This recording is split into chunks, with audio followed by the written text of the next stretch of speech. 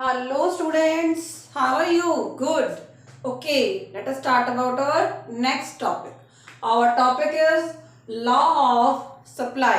ठीक है, ये क्या होता है? हमने कोई नियम जब बनाना होता है तो हमने क्या करना होता है कि सप्लाई किस पर डिपेंड करती है, उसका किस चीज से रिलेशनशिप है, उसका कर्व कैसे बनता है, ये सारी चीजें हमने क्या बतानी होती हैं एक लॉ के अंदर।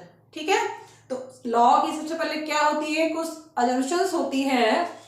ये क्या है? अजम्पशंस। अजम्पशंस क्या होती है? मान्यताएं। मान्यताएं मतलब जो हम उनको मान के चलते हैं। देखो, जब कोई भी नियम बनाना होता है, जैसे कोई भी चीजें कांस्टेंट रहेंगी तभी वो नियम बनेगा। ठीक है, किसी चीज में कोई भी चेंज नहीं होगा तभी वो आपका लॉ सक्सेसफुल होगा। जैसे सेब नीचे से ऊपर से नीचे गिरता है तो क्या होता है, धरती कांस्टेंट रहे, उसमें कोई चेंज ना हो। ऐसे ही इकोनॉमिक्स के लॉ होते हैं। इसमें भी क्या होता है, first there is no change in the price of the factor. आपने एक बार एक डायग्राम बना लिया, ठीक है, अब क्या हो गया, थोड़ी देर बाद प्राइसेस चेंज हो गए, तो ये लाइन जो आपकी सीधी जा रही थी ये यहां भी मूव कर सकती है और यहां भी मूव कर सकती है। इसका मतलब क्या हुआ, जो डायग्राम आपने बनाया था वो गलत हो गया। तो आप क्या करोगे, कुछ टाइम के लिए कुछ चीजों को कांस्टेंट मान के चलोगे। ठीक है, प्राइसेस में कोई भी चेंज नहीं होता है। ठीक है, सेकंड क्या मान के चलेंगे कि टेक्नोलॉजी में भी कोई चेंज नहीं होता है। देखो, अब क्या हो रहा था, एक मशीन आपकी 100 मीटर कपड़ा बना रही थी, अब क्या हो गया, वही मशीन 1000 मीटर कपड़ा बना रही है। क्या हो गया, टेक्नोलॉजी में चेंज हो गया। अब सप्लाई क्या हो जाएगी, इंक्रीज हो जाएगी। अब क्या हुआ, सप्लाई का जो पहले बना हुआ था वो चेंज हो जाएगा। तो हम क्या मान के चलते हैं, किसी भी चीज में कोई भी चेंज नहीं होता है।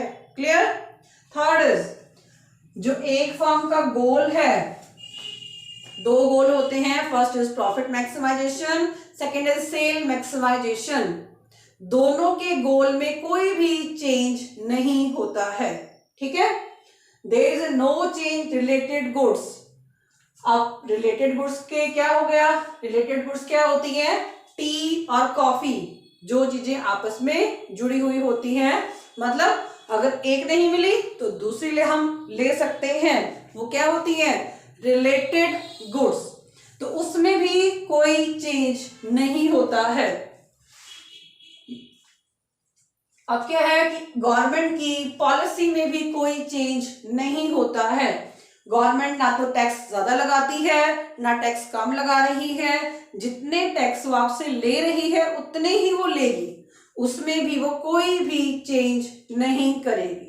ठीक है, अब हम बनाते हैं इसका डायग्राम और इसकी टेबल। क्लियर।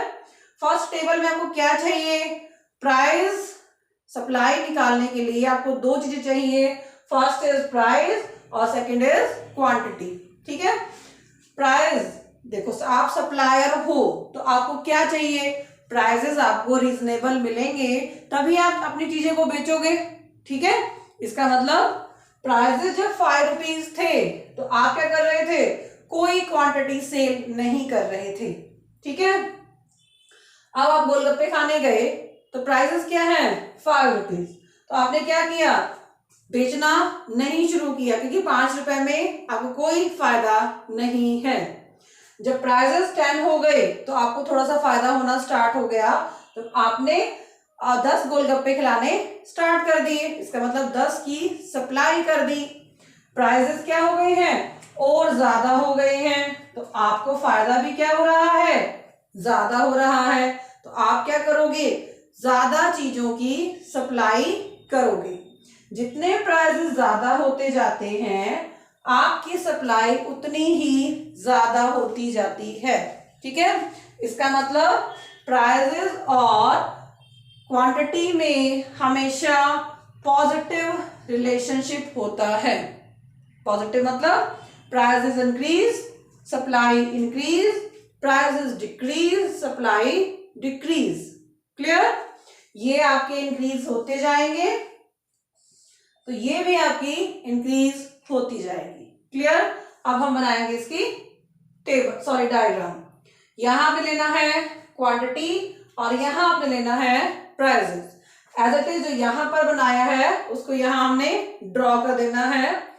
प्राइसेस जब 5 रुपीज थे, आपकी को सप्लाई कितनी थी? 0। आप कुछ भी सप्लाई नहीं कर रहे थे तो ये पॉइंट यहां नहीं बनेगा क्योंकि 0 को हम यहां मेजर नहीं करेंगे।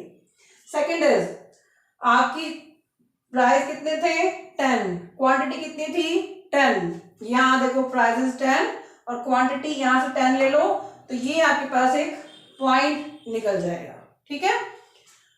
प्राइसेस 15, क्वांटिटी 20, प्राइसेस 15 यहां दिख रहे हैं ना 15, और यहां से स्ट्रेट लाइन खींचो, ये 20 आपको दिख रहा है, यहां से एक स्ट्रेट लाइन खींचो, ये आपका क्या निकल जाएगा? Second point.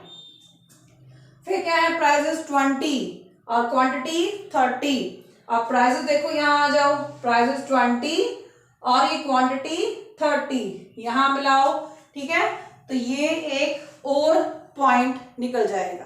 कितने हो गए? 3 पॉइंट हो गए। अगर इसको मैं ये ड्रॉ कर देती हूं तो ये क्या बन जाएगा?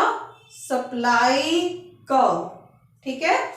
सप्लाई प्राइस आपस में क्या होते हैं? पॉजिटिव होते हैं। इसका मतलब इसकी शेप क्या आएगी? नीचे से स्टार्ट होगा और ये ऊपर की तरफ आपका डायग्राम जाएगा। अगर आपका डायग्राम ऐसे बन रहा है तो ये गलत है। ठीक है? तो याद रखना कि सप्लाई कर्व हमेशा पॉजिटिव शेप का बनता है। ठीक है? नीचे से स्टार्ट होके ऊपर की तरफ जाता है। ठीक है? आई होप आपको टॉपिक क्लियर हो गया होगा। Okay student, have a nice day.